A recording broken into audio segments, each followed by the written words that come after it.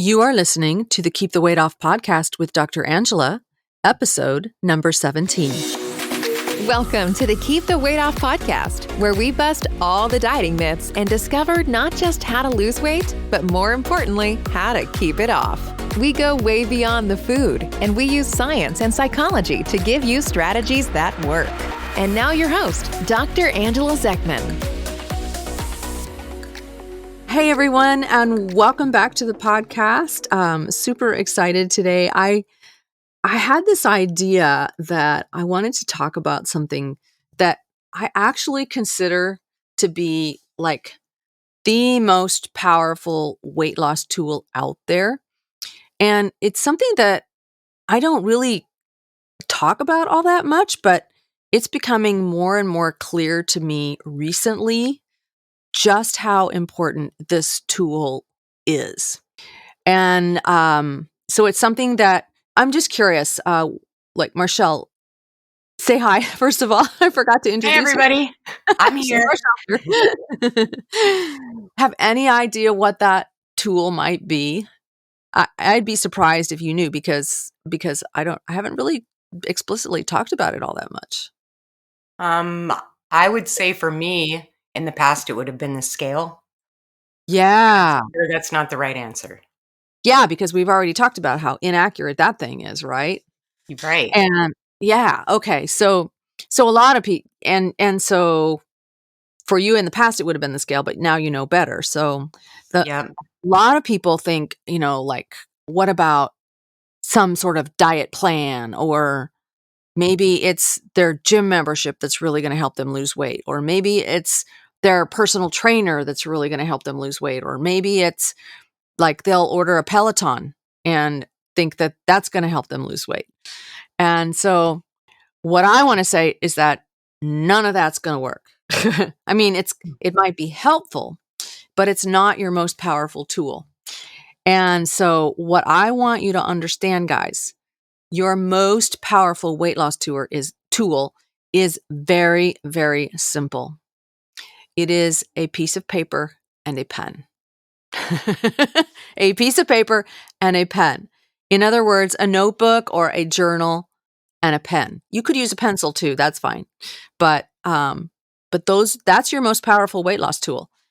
And so I want to explain why I feel like this is so freaking powerful. And the reason is because if you want to change anything in your life, you need data. You need to know what you're doing. You need to be able to catch yourself doing things that you didn't recognize that you were doing. You need to be able to catch yourself in thoughts and feelings that you didn't know you were thinking and feeling.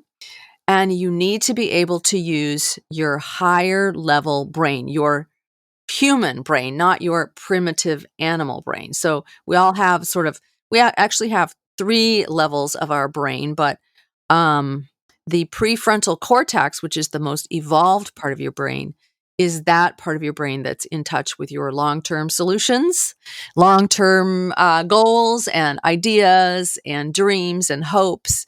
And then, there's this animalistic part of your brain that just wants pleasure in the moment, right? So how would I recommend that you use this powerful tool of a pen and paper?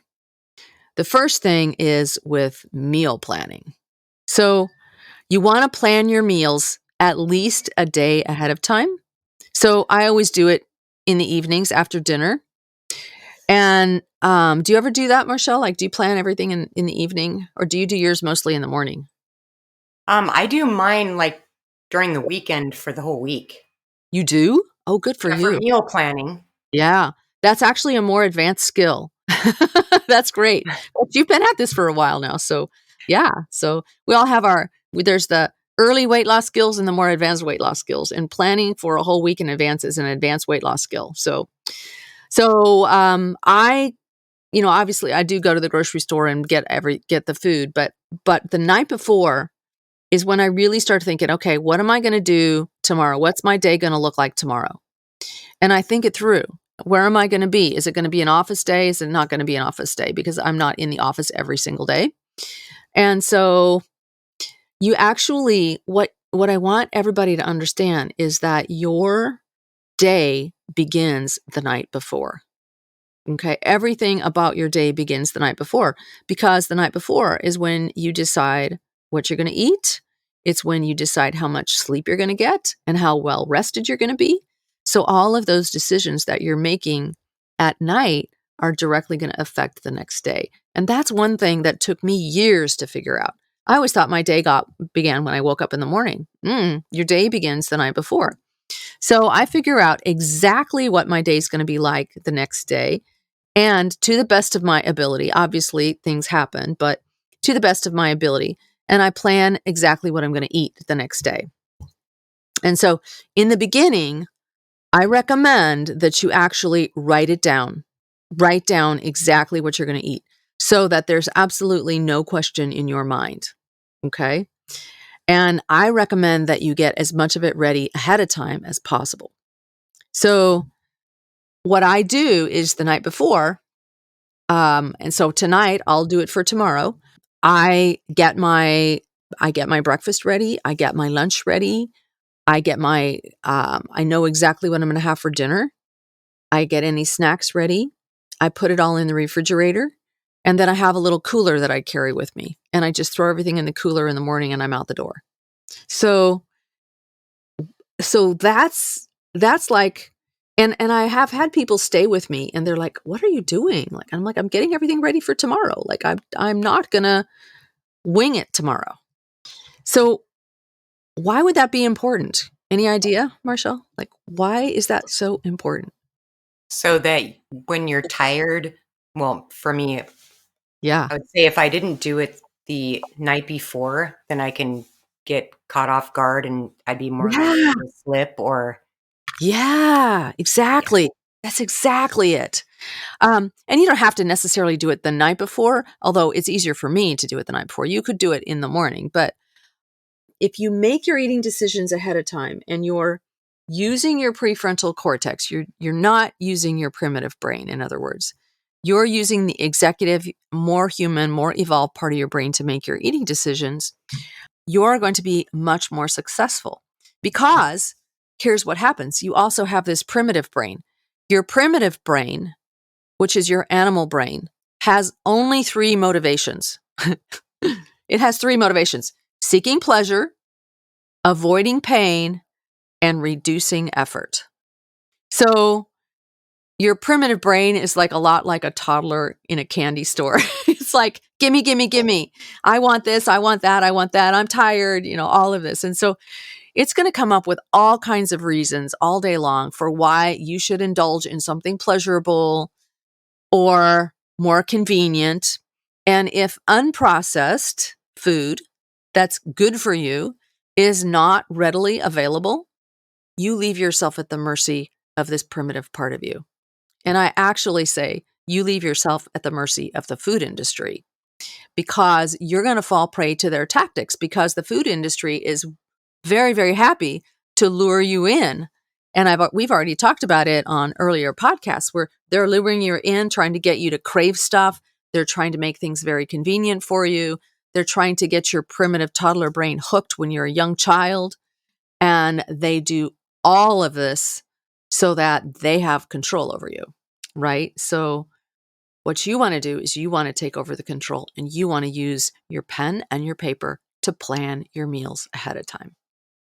So people always ask me when I bring this up to them, they're like, well, because when they come into the office, I give them a food journal and I'm like, here's where you're going to track everything. And they're like, well, I've been doing my journaling on a smartphone app. So, maybe they've been using MyFitnessPal or Lose It or one of those carb counter apps, one of those things. And so they always ask, well, can I just keep it on that? And I say, yeah, you can do that, but use that for data collection. You also have to analyze the data. Okay. So there's data collection and then there's data analysis. And the data analysis is best done with paper and pen. The research shows that when you're actually writing things down with a paper and pen, you are going to retain it a lot more and you're going to just learn a lot more. Okay. So that's called hybrid journaling. If you collect the data on, some sort of smartphone app or some other bit of technology, and then you analyze the data with a pen and paper. Okay. So that's called hybrid journaling. Okay. So how's that sound? Doable? Definitely. Definitely doable. If you want to be successful, it's definitely doable. Now, I do have a second reason for planning your meals and writing things down, and that is you want to be catching yourself in emotional eating. We all eat for emotional reasons. And boredom, by the way, I've had a lot of people say, "Well, I don't eat over my emotions. I just eat when I'm bored." Well, boredom is an emotion. So you want to catch yourself eating for reasons other than nourishing your body. And the best way to do that is to plan all your meals ahead. And then if you want to eat something off plan, then you get to ask yourself some questions. Is this an actual physical need for more nourishing food? And if it is, then I say eat. Go ahead and eat something. But if there's any question in your mind whatsoever, it's probably an emotional need that's popped up. And there's a term for this. When we are eating emotionally, what we're doing is we are trying to distract ourselves from feeling negative emotions. So, for example, from the boredom or from, like, I get this feeling of restlessness every day at about 3 o'clock in the afternoon. I don't know what it is, but it's just kind of like, ugh. And that just seems like a normal part of my workday is just this restless feeling. And that's when I want to eat, right? Well, it's called buffering. If you eat instead of allowing yourself to feel those negative emotions, it's called buffering. Have you heard that term before, Marshall? No, but a lot of this is really hitting home for me. Yeah, exactly. Yeah. So we buffer with food, we buffer with alcohol, we buffer with Facebook, we buffer with all kinds of things. And so you want to be somebody who learns how to not just manage, but identify and manage your emotions without buffering your way through them. This is the real work of weight loss, guys. This is the real work. This is where it truly, absolutely happens. Anybody can go on a diet plan for a while and force themselves into deprivation and misery, and it's not going to work long term.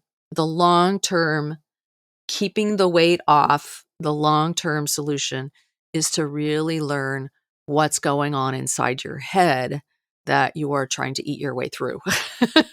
So, right? Because that's what we do. So if if you've got a meal plan ready to go and you're wanting to eat off plan, that's the time to ask yourself. Now, if you're physically hungry, absolutely go find some nourishing food. If you're hungry for chips, it's not physical hunger. Okay. If you're hungry for something nourishing, like some nuts or some apple slices with some peanut butter or some cottage cheese or something like that, then this is probably a physical need for more food. I love vegetables with hummus too. I like that. Something that's going to nourish your body. Go for it, right? If you're not physically hungry, then it's time to get to the bottom of what's going on for you emotionally. And this is the second reason why you need a journal or a notebook and a pen, because the best thing you can do is to just start writing. What's going on for you? What is it that you're feeling? What's going on in your life? What are you trying not to feel? And why are you trying not to feel it? So I have a really good example. I was, back when I was learning all of this stuff, I would go to the gym every morning, and then I would come home from the gym and my kids were in school and they were in grade school, and I would feed them their breakfast and take them to school. And then I would come home and I would have my breakfast. And then shortly after that, I would find myself in the pantry. I had one of those walk-in pantries, right? And I would just be in there and I would just have this kind of feeling of urgency.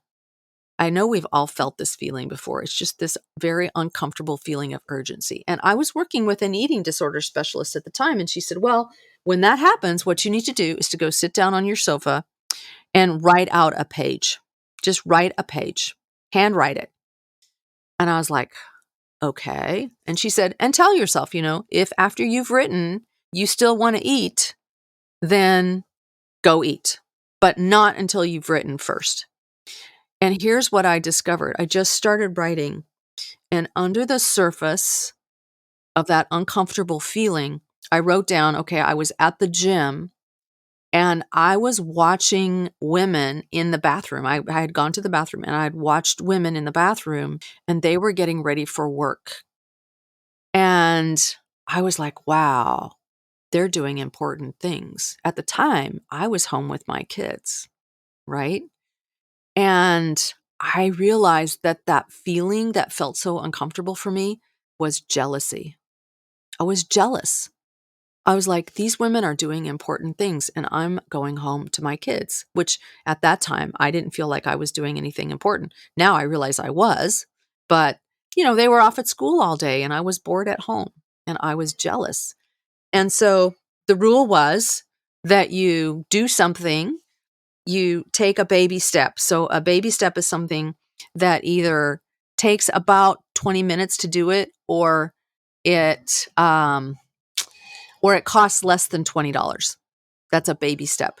So what the baby step that I came up with was I realized that I was actually being called to get back into medicine. So interesting. I worked at the state health department for many years, and then I was home with the kids, and I was being called to go back into medicine. So my baby step was to call a friend of mine that I knew who was a practicing physician and ask her, what do you think I should do if I wanted to get back into medicine? And she was home that day, and I went over to her house and we had some tea and we just talked. And that's how I got back into medicine. And can you imagine if I had just kept eating and eating and eating, I wouldn't be doing what I'm doing right now, right? This is huge. This is absolutely huge. These things that are coming up for us that we're eating through are very, very important communications from our souls, actually. And so we need to be paying attention.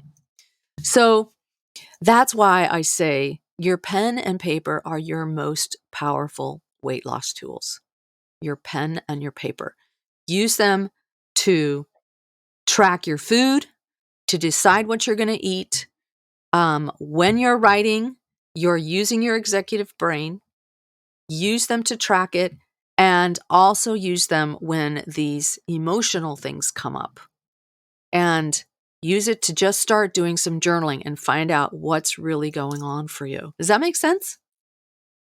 Makes sense to me. I think that one thing that I want to tell everybody is that when you're writing this stuff down, one thing that happened to me is I didn't want to write stuff down and for it not to be perfect because I Oh, didn't really? want to be accountable and I didn't want to, I didn't want to be embarrassed or, you know Ah, what I mean? I wanted it to, I wanted to write stuff down after I had everything all together and I was already doing it. And I think it's important to just start doing it and then you can analyze it, like she said, and then go from there. ah. So you were wanting your writing to be perfect? Well, I didn't want to start writing everything down because I knew that I wasn't doing everything correctly. I would have slips or Oh, I'd skip breakfast or I'd skip lunch. When I was first starting out and yeah. I didn't want to write anything down because if I don't write it down, it didn't happen. Oh, And yes, that's so it true. kept me, yeah. So I wanted to wait until I had, my shit together and I Oh, was doing everything right so that when I wrote it down and the patients will come to you after their 1 month follow up and they'll show you what's happened in the month and mhm. their first journals and I think that I see when patients forget their food journal or they didn't do it, I think that they were going through some of the same emotions that I was going through is that they didn't want to actually write it down if they didn't already have it together. Yeah. So it's important just to do it. Just write Just it to write it down down. and write the whole mess down. Write it all down and then Mhm. start from there. Yeah. Yeah, write everything down. Those people who come in and they have written down everything, even if they've had like 3 or 4 glasses of wine on a Saturday night and a Right. margarita written down, those are the people who do well Right. because they are honest with themselves and they are because it's not up to me. I'm just there helping them, right? So the more honest you can be with yourself and what are your patterns? What kinds of things do you do? And because collecting the data is you can't change if you don't know what's actually happening. You have to know what's happening in order to make real lasting progress and real lasting change. So write it all down. Who cares? Who cares if it's not perfect? So I skip breakfast, big deal. What am I going to do? And then you review it and you analyze it. So what am I going to do to make sure that I get my breakfast in tomorrow? This is how you learn. It's really, really important. It does. It forces you to be honest with yourself too. When you're writing everything down, if you do it correctly and you're honest with yourself, you don't want to judge yourself though. You want to do it more with curiosity. Like, I wonder why. I wonder why I skip breakfast every day. I wonder if that's something that I could shift. I wonder why this thing happens to me at 3 o'clock every afternoon. I wonder why. I wonder what's going on here. And you're just curious. You're not judging yourself. You're not beating yourself up. You're not mean to yourself. Like you're not gonna be able to lose weight and keep it off if you beat yourself up all the time. Like it just doesn't work. So that's huge. Thanks for bringing that up, Marshall. That's really huge. I know a lot of people really struggle with that. So I awesome. did. Yeah. I still do. Yeah. I still struggle with all of this. Like when I have to write stuff out or when I'm paying attention, especially with snacking, because Yeah. I could literally snack all day long. Mm-hmm. From morning till dinner. And if I'm not conscious of that and I don't try to work through that, then I can, I just can be out of control and Mm-hmm. nothing ever gets changed. Yeah. So Yeah. Yeah. Well, you've made massive changes. So it's been a perfectly imperfect journey. you it know? is, well said. Thank you. Imperfectly perfect journey. That's the way it was for me too. Getting all of this, understanding all of this, it's just been really, really imperfect. And that's the beauty of being a human being is you don't have to be perfect about anything. You just have to be making progress. And that's what matters. So, and being kind to yourself while you're learning. And I always like to compare it with a baby learning how to walk. Like a baby is perfectly imperfect in their efforts to walk. Right? Right. I think the more we learn about, the primitive brain, Mhm. the less that I get mad at myself because I realize that, that's a thing that actually exists and we all have it. And Yeah. once I started to understand that I needed to shift the way that I Yeah. was thinking and be more conscious of what I was doing, that it became an issue that I could overcome. Yeah. Yeah. So, yeah, so I mean, I understand the struggle. This is a great topic. Yeah. Um, I would never have thought ever before I started working with you that a pen and a paper would be such an important tool because Oh, I it's used huge. I used all the other you know prepared meals with Jenny Craig Mhm. and the Mhm. scale and and all the other things that we And the typically do gym. I in the remember gym. Yep. gym. Yeah. I don't Yeah. ever go to the gym, but other people do. No, for a while there, you were going it all the time after work, I I remember. That was more after I was making an effort to change the way that I was eating. Then Mhm. I just added going to the gym Mhm. for just for fun. I was going with my girlfriend just to keep active. Yeah. But I know a lot of people have the mindset that if they work out really hard, they can eat whatever crap they want to eat. Yes. Um, That's so yeah, true. Yep. That's so true. So, it doesn't work like that. no, It it won't work like definitely doesn't work like that. I had a Zumba instructor one time. I did Zumba for about 4 weeks with a bunch of the office girls when I was working in urology, and the the guy was super awesome, such a nice guy, and he must have. I can't even. Probably 4 classes, you know, every day and probably 3 or 4 days a week. So Yeah. he was really active, but he was really overweight. And I Yeah. couldn't figure it out. And so I asked him one time, we were kind of talking and he said, I do this. so that I can go home and I can drink a 2 liter of Pepsi and eat a pizza, and I don't have to worry Oh. about it. Oh, that's interesting. Yeah, and so but he was still, I mean, he was still overweight because what he was eating was a bunch of crap, Mhm. and, um, and he wasn't healthy.